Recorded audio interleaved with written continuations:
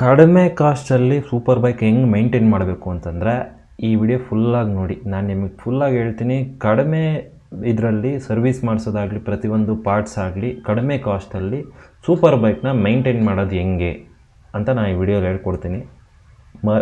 Full video ನೋಡಿ.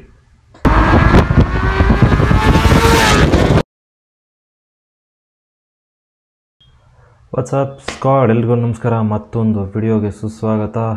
ನಾನು ನಿಮ್ಮ Harsha. Welcome to Harsha blog. So ನೀವು ಇದಕ್ಕೆ ಮುಂಚೆ ಪ್ರೀವಿಯಸ್ ವೀಡಿಯೋಸಲ್ಲಿ ನೋಡ್ದಂಗೆ ನಾನು 10R ಬಗ್ಗೆ 900 ಮೇಂಟೆನೆನ್ಸ್ ಬಗ್ಗೆ ಹೇಳಿದ್ದೆ. ಸೊ ಅದಾದಮೇಲೆ ನಾನು ನಿಮ್ಗೆ ಹೇಳಿದ್ದೆ, ನಾನು ಈ ಸೂಪರ್ ಬೈಕ್ನ ಒಂದು ಕಡಿಮೆ ಕಾಸ್ಟಲ್ಲಿ ಹೆಂಗೆ ಓನ್ ಮಾಡೋದು, ಹೆಂಗೆ ಮೈಂಟೈನ್ ಮಾಡೋದು ಅನ್ನೋದ್ರ ಬಗ್ಗೆ ಹೇಳ್ತೀನಿ ಅಂತ ಹೇಳಿದ್ದೆ ನಿಮಗೆ. ಸೊ ಈಗ ಮೇಂಟೆನೆನ್ಸ್ ವಿಡಿಯೋ ಎತ್ಕೊಂಡು ಬಂದಿದ್ದೀನಿ. ಸೊ ಅದಕ್ಕೆ ಮುಂಚೆ ಪ್ರೀವಿಯಸ್ ವೀಡಿಯೋಸ್ ನೋಡ್ಕೊಬನ್ನಿ. ಸೊ ಯಾರ್ಯಾರು ಫಸ್ಟ್ ಟೈಮ್ ವಿಡಿಯೋ ನೋಡ್ತಾಯಿದ್ದೀರಾ, ಫಸ್ಟ್ ಟೈಮ್ ನನ್ನ ಚಾನಲ್ಗೆ ಬರ್ತಾಯಿದ್ದೀರಾ, ಪ್ಲೀಸ್ ಸಪೋರ್ಟ್ ಮಾಡಿ, ಸಬ್ಸ್ಕ್ರೈಬ್ ಮಾಡಿ. ಕನ್ನಡ ಯೂಟ್ಯೂಬರ್ಸ್ಗೆ, ಮೋಟೋ ಬ್ಲಾಗರ್ಸ್ಗೆ ಎಸ್ಪೆಷಲಿ ಸಪೋರ್ಟ್ ಮಾಡಿ. ಇನ್ಸ್ಟಾಗ್ರಾಮಲ್ಲಿ ಫಾಲೋ ಮಾಡ್ತಾಯಿಲ್ಲ ಅಂದರೆ ಫಾಲೋ ಮಾಡಿ. ಸೊ ಮೈಂಟೆನೆನ್ಸ್ ಬಗ್ಗೆ ನಾನು ಹೇಳಿದ್ದೆ, ಕಾಸ್ಟ್ ಹೆಂಗೆ ಸೇವ್ ಮಾಡ್ಬೋದು ಮೈಂಟೆನೆನ್ಸಲ್ಲಿ. ಸೊ ನಾನು ನಿಮ್ಗೆ ಲಾಸ್ಟ್ ಟೈಮ್ ಹೇಳಿದಾಗೆ ಆಲ್ಮೋಸ್ಟ್ 1 lakh rupees ಆಗುತ್ತೆ per year maintenance super bike ಅಂತಲೇ ಹೇಳಿದ್ದೆ. ಸೊ ಅದನ್ನು ಹೆಂಗೆ ಕಡಿಮೆ ಮಾಡ್ಬೋದು, ನಾನು ಏನೇನು ಸೇವ್ ಮಾಡಿದೆ ಅನ್ನೋ ಥರ ಒಂದು ರೆಗ್ಯುಲರಾಗಿ ಒಂದು ಸೂಪರ್ ಬೈಕ್ಗೆ, ಈವನ್ ಸೂಪರ್ ಬೈಕು ನಾರ್ಮಲ್ಗೂ ಆಗುತ್ತೆ, ಬಟ್ ಸೂಪರ್ ಬೈಕ್ಗಾದ್ರೆ ಜಾಸ್ತಿ ಸೇವ್ ಆಗುತ್ತೆ, ನಾರ್ಮಲ್ ಬೈಕ್ಗೆ ಸ್ವಲ್ಪ ಡಿಫ್ರೆನ್ಸ್ ಬರುತ್ತೆ ಕಾಸ್ಟ್ ವೈಸ್ ಹೇಳೋಕ್ಕೆ ಹೋದರೆ. ಸೊ ಮೇಯ್ನು ಫಸ್ಟು ಸರ್ವೀಸ್ ಅಂತಂದರೆ ಆಯಿಲು. ಸೊ ನೀವು ಆಯಿಲ್ಗೆ ಹೋದರೆ, ನೀವು ಕವಾಸಾಕಿಯಲ್ಲಾಗಲಿ ಯಾವುದೇ ಎನಿ ಬ್ರ್ಯಾಂಡ್ ಶೋರೂಮ್ಗೆ ಹೋದರೆ ಅವ್ರದ್ದೇ ಒಂದು ಟೈಪ್ಸ್ ಇರುತ್ತೆ, ಅವ್ರದ್ದೇ ಕಂಪನಿ ಆಯಿಲ್ಸ್ ಇರುತ್ತೆ, ಅದನ್ನು ಅವರು ಹಾಕ್ತಾರೆ. ಅದಕ್ಕೆ ಆಲ್ಟ್ರೇಟಿವ್ ಆಚೆ ಕಡೆ ಒಳ್ಳೆ ರೇಸಿಂಗ್ ಆಯಿಲ್ಸು, ಇನ್ನೂ ಚೆನ್ನಾಗಿರೋ ಆಯಿಲ್ಸು ಇರುತ್ತೆ.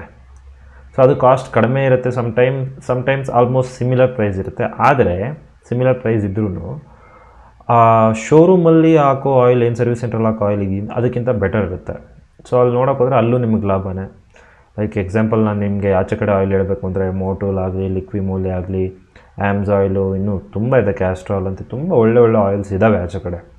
ಸೊ 100-200 rupees ಪರ್ ಲೀಟ್ರ್ ನೀವು ಸೇವ್ ಮಾಡಿದ್ರೂ ಕಡಿಮೆ ಅಂದರೂ ಹೇಳ್ತಿರೋದು ನಾನು, ಲೀಸ್ಟ್ ಒಂದು 100 rupees ಸೇವ್ ಮಾಡೋಕ್ಕಾಗುತ್ತೆ. ನೀವು ಒಂದೊಂದು ಇಂಜಿನ್ ಆಯಿಲ್ ಬಾಟಲ್ ಮೇಡೋ ಅಂದರೆ ನಿಮಗೆ 4 ಲೀಟರ್ಸಲ್ಲಿ 400 rupees ಅಲ್ಲಿ ಸೇವ್ ಆಗುತ್ತೆ.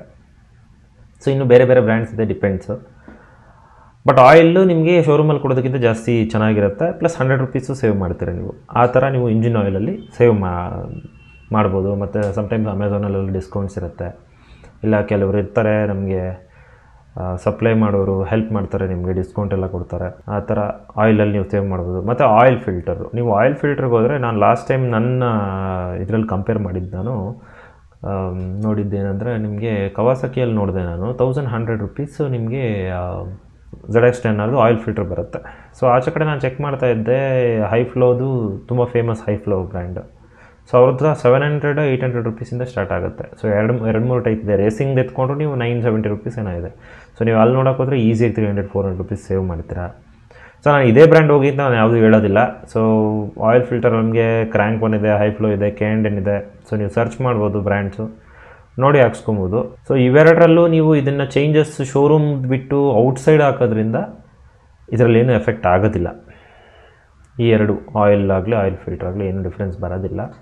ಮತ್ತು ನಾನು ಹೇಳೋದೇನೆಂದರೆ, ರೆಕಮೆಂಡ್ ನಿಮ್ಗೆ ಮಾಡೋದೇನು ಅಂತಂದರೆ, ಲೈಕ್ ನೀವು ಕಿಲೋಮೀಟರ್ಸು ಸ್ವಲ್ಪ ಲೈಕ್ 6000 kilometers ಸರ್ವಿಸ್ ಹೇಳಿದ್ದಾರೆ ಅಂದರೆ ಸ್ವಲ್ಪ ಬೇಗ ಸರ್ವಿಸ್ ಮಾಡಿಸ್ಕೊಳ್ಳಿ ಅಂತ ನಾನು ಯಾವಾಗೂ ಹೇಳೋದು. ಒಂದು 5000ಗೆ ಮಾಡಿಸ್ಕೊಂಬಿಡಿಲ್ಲ, 5500ಗೆ ಮಾಡಿಸ್ಕೊಂಬಿಡಿ, ಅದು ಒಳ್ಳೆಯದು. ಇಂಜಿನ್ ಆಯಿಲ್ ಸ್ವಲ್ಪ ಡಾರ್ಕ್ ಆಗೋಕ್ಕಿಂತ ಮುಂಚೆ ಆಯಿಲ್ ಚೇಂಜ್ ಮಾಡೋದು ಒಳ್ಳೆಯದು ಅಲ್ವಾ. Next air filter.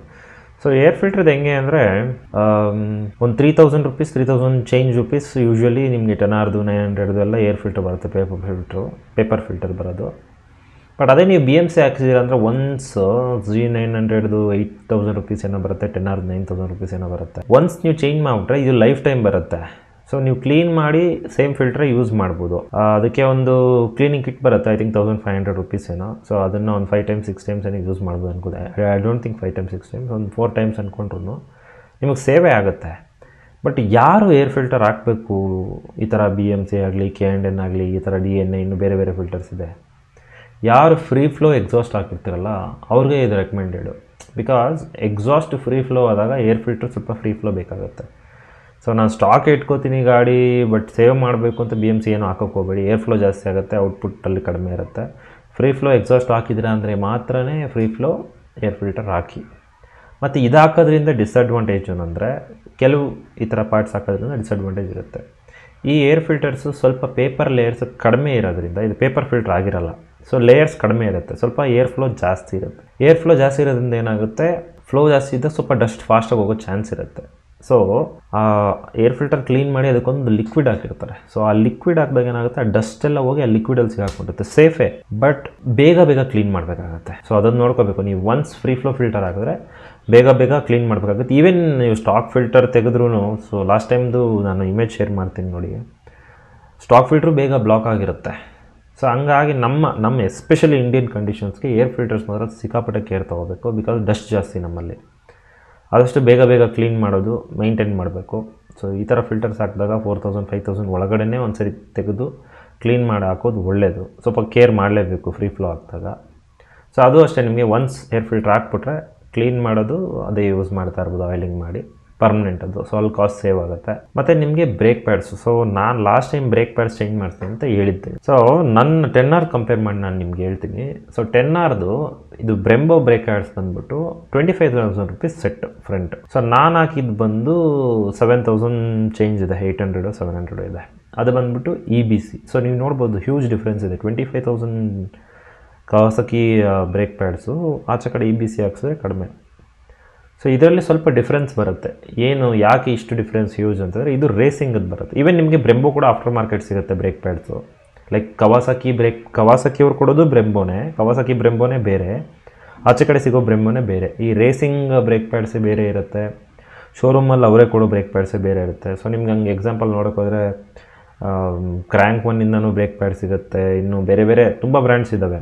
ಏನು ಡಿಫ್ರೆನ್ಸ್ ಬರುತ್ತೆ ಈ ರೇಸಿಂಗ್ ಬ್ರೇಕ್ ಪ್ಯಾಡ್ಸಲ್ಲಿ ಅಂತಂದರೆ, ಕೆಲವರು ಇದರಲ್ಲಿ ಪರ್ಫಾರ್ಮೆನ್ಸ್ ಜಾಸ್ತಿ ಇರೋದು, ಈ ಸಿಂಥರ್ಡು ಡಬಲ್ ಸಿಂಥರ್ಡ್ ಅಂತೆಲ್ಲ ಬರುತ್ತೆ, ಡಬಲ್ H ಎಲ್ಲ ಸ್ವಲ್ಪ ನಿಮ್ಮ ಡಿಸ್ಪ್ಲೇಟ್ ರೋಟರ್ನ ಲೈಟಾಗಿ ತಿನ್ನುತ್ತೆ. ಇದು ಲಾಂಗ್ ಟರ್ಮಲ್ಲಿ ಬೇಗ ಏನಾಗೋದಿಲ್ಲ.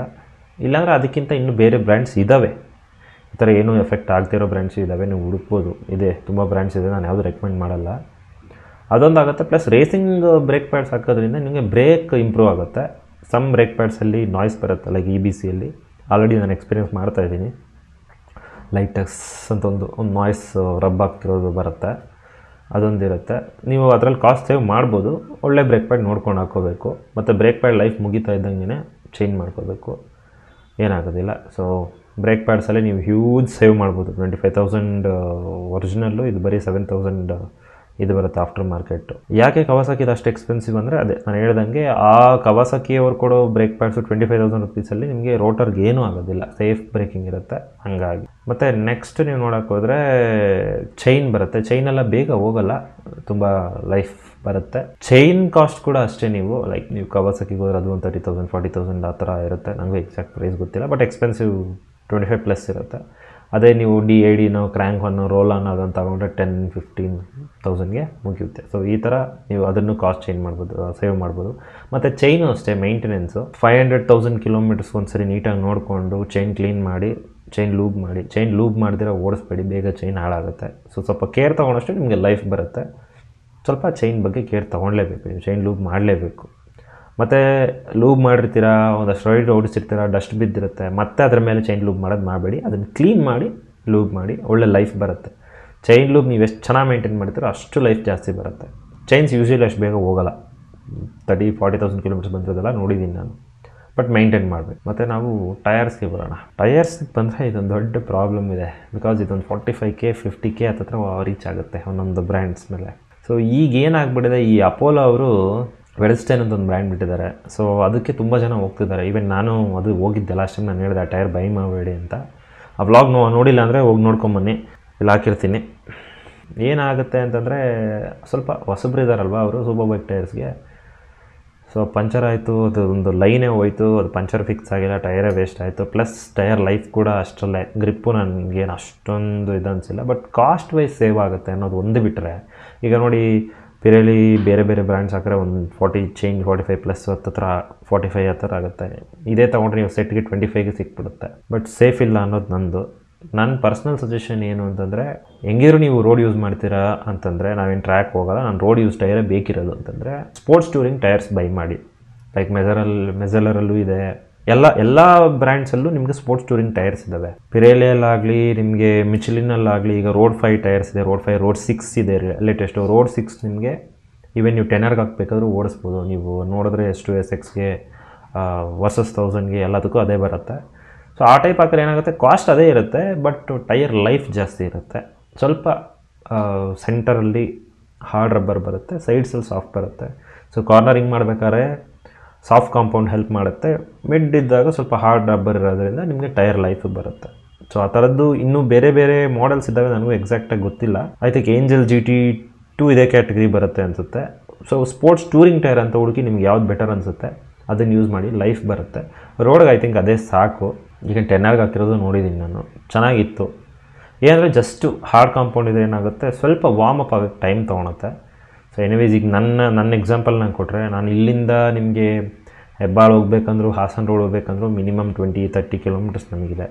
ಅಷ್ಟರಲ್ಲೇ ನಾನು ಆ ಮೀಟಪ್ ಲೊಕೇಶನ್ಗೆ ಹೋಗೋಷ್ಟಲ್ಲೇ ಟೈರ್ ವಾರ್ಮ್ ಅಪ್ ಆಗಿರುತ್ತೆ. ಅಷ್ಟೊಂದು ಪ್ಲಸ್ ನಾನು ಟ್ರ್ಯಾಕ್ಷನ್ ಕಂಟ್ರೋಲ್ ಇದೆಲ್ಲ ಆನ್ ಮಾಡಿ ಯೂಸ್ ಮಾಡೋದ್ರಿಂದ ಇನ್ ಕೇಸ್ ಗ್ರಿಪ್ ಸಿಕ್ಕಿಲ್ಲ ಅಂತಂದ್ರೂ ಟ್ರ್ಯಾಕ್ಷನ್ ಕಂಟ್ರೋಲ್ ಹೆಲ್ಪ್ ಮಾಡುತ್ತೆ.